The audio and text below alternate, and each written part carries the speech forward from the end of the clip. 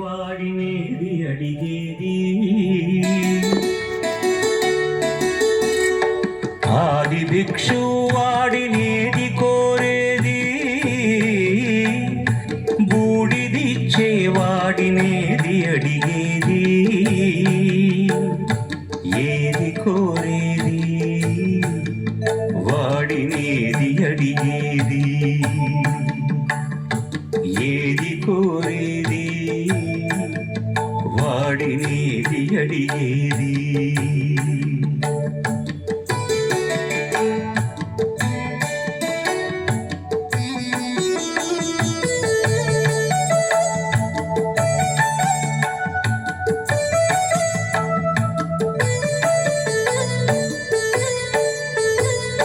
తీపి రాగాల కోకిలమ్మకు నల్ల రంగునలమిన వాడినేది కోరేది తీపి రాగాల కోకిలమ్మకు నల్ల రంగునలమిన వాడినేది కోరేది కరకు గర్జనల మేఘముల మేనికి మెరుపు హంగు కూర్చిన వాడినేమి అడిగేది ఏది కోరేది వాడినేది అడిగేది ఏది కోరేది వాడినేది అడిగేది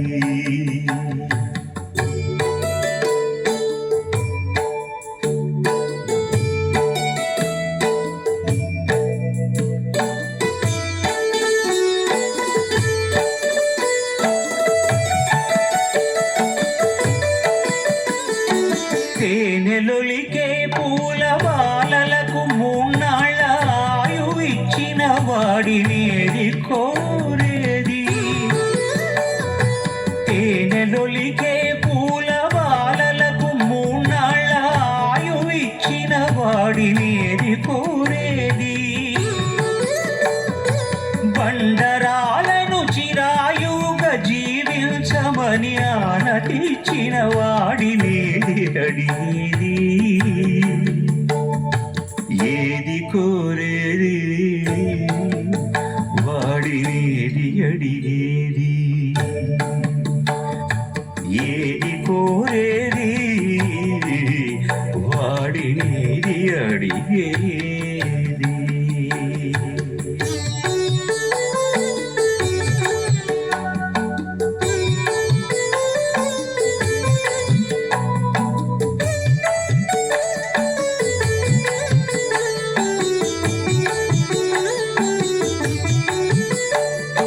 గిరిబాలతో తనకు కళ్యాణమునరింపదరి చేరు మన్మధుని మసి చేసినాడు వాడినేది కోరేది వరగర్వమున మూడు లోకాల పీడింప తలపోయు ధనుజులను కరుణించినాడు వాడినేది అడిగేది ముఖ ప్రీతి కోరేటి ఉగ్గు శంకరుడు వాడినేది కోరేది ముక్కంటి ముక్కోపి చిక్క శంకరుడు ఆది భిక్షు వాడినేది కోరేది బూడిదిచ్చే వాడినేది అడిగేది ఏది కోరేది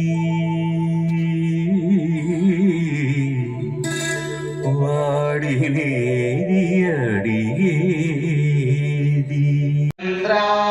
हिरण्मयीं लक्ष्मीं जातवेदो महावः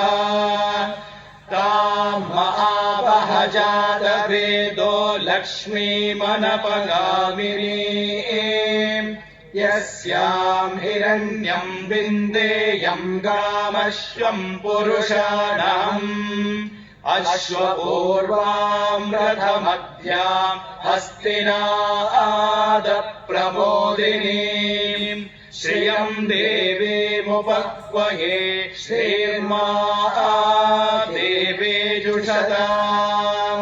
कांसोऽस्मिताम् हिरण्यप्राकारामार्द्राम् ज्वलन्ति तृप्ताम् तर्पयन्तीम् पद्मे स्थिताम् पद्मवर्णाम् तामिहोपक्वये श्रियम्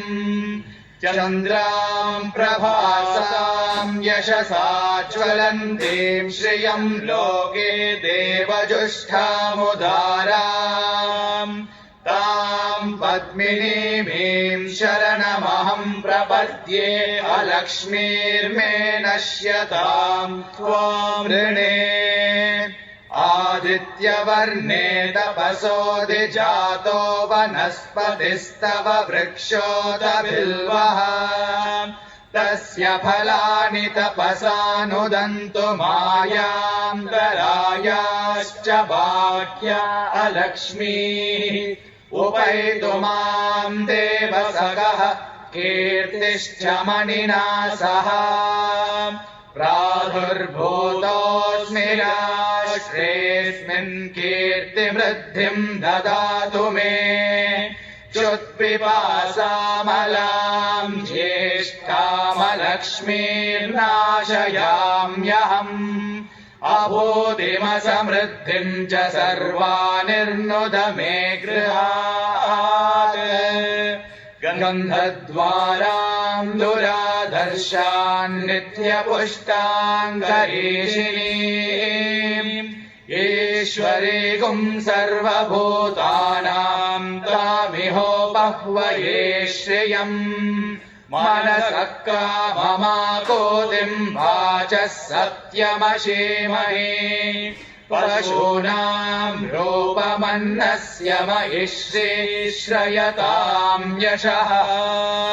कर्दमेन प्रजा भूता मयि सम्भव कर्दमा श्रियम् वासय मे कुले मातरम् पद्ममालिनीम्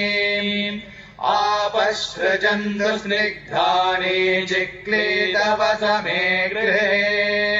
निज देवीम् मातरम् श्रियम् वासय मे कुले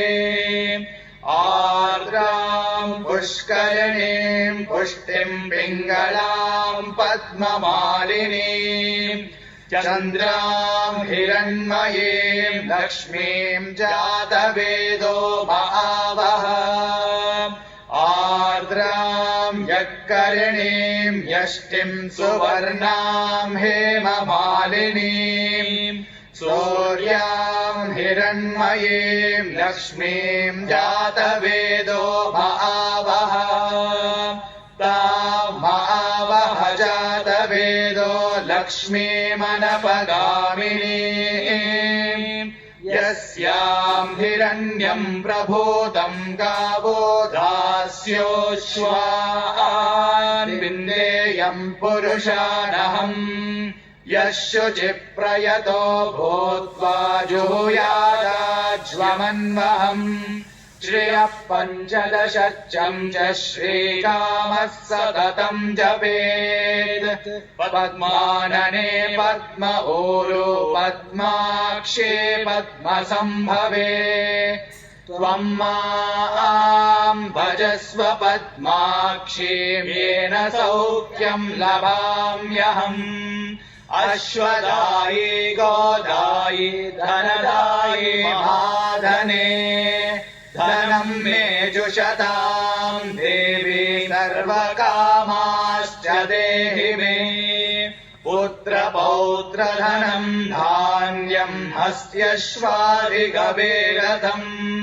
प्रजानाम् भवसि माता आयुष्मन्तम् करोतु माम् धनमग्निर्धनम् वायुर्धनम् सूर्योधनम् वसुः धनमिन्द्रो बृहस्पतिर्वरुणम् धनमश्नुते वैनतेय सोमं पिबतु वृत्रः सोमं धनस्य सोमिनो मह्यं ददातु सोमिना न क्रोधो न च मात्सर्यं न लोभो नाशुभा मतिः भवन्ति कृतपुण्यानां भक्तानां श्रीसूक्तं जपेत् सदा वर्षन्तु ते विभावरे दिवो अप्रस्य विद्युतः रोहन्तु सर्वबीजान्यमब्रह्मद्विषो जहि पद्मप्रिये पद्मिनि पद्महस्ते पद्मालये पद्मदलायताक्षी विश्वप्रिये विष्णुमनोनुकूले त्वत्पादपद्मं मयि सन्निधस्व या सा पद्मासनस्था विपुलकटितटे पद्मपत्रायताक्षी गम्भीरावर्धना विस्तनभरनमिता शुभ्रवस्त्रोत्तरीया लक्ष्मीर्दिव्यैर्गजेन्द्रैर्मणिगणगजितैः स्नापिता हेमकुम्भैः नित्यं सा पद्महस्ता मम वसतु गृहे सर्वमाङ्गल्ययुक्ता लक्ष्मीं क्षीरसमुद्रराजतनयां श्रीरङ्गधामेश्वरीं दासीभूतसमस्तदेववनितां लोकैकदीपां पुरां श्रीमन्मन्दकटाक्षलब्धविभव ब्रह्मेन्द्रगङ्गाधरां तां त्रैलोक्यकुटुम्बिनीं सरसिजां वन्दे मुकुन्दप्रियां सिद्धलक्ष्मीर्मोक्षलक्ष्मीर्जयलक्ष्मी सरस्वती श्रीलक्ष्मीर्वरलक्ष्मीश्च प्रसन्ना मम सर्वदा वराङ्कुशोपाशमभीतिमुद्रां करैर्वहन्तीं कमलासनस्तां बालार्ककोटिप्रतिभा